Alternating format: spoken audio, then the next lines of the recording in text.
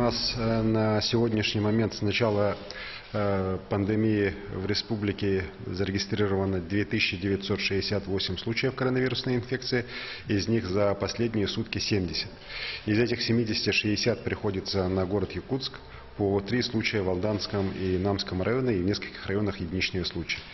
Мы можем сейчас сказать, что по уровню тестирования мы остаемся одними из лучших регионов в стране. За последние сутки свыше 4000 тестов проведено. Это позволяет нам выявлять как раз болезнь на ранних стадиях, бессимптомных.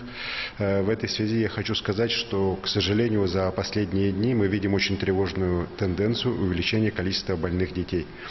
Если у нас сейчас на излечении находится порядка свыше 1500 людей в общей сложности, из них 800 в стационарах и 700 амбулаторно, то вот из этих 1500 у нас 23% составляют дети.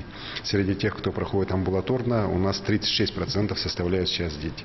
Дети в основном переносят эту болезнь легко, бессимптомно, но при этом они как раз и являются во многих случаях источниками принесения инфекции внутрь семьи и дальнейшего заражения и серьезных осложнений.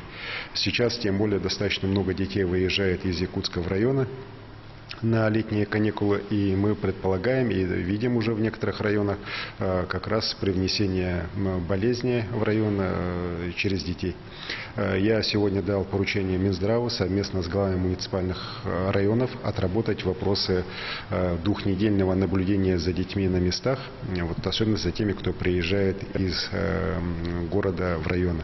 Это нужно как для сохранения здоровья детей, так и для сохранения здоровья старшего поколения и в целом для улучшения эпидситуации в нашей республике. Спасибо.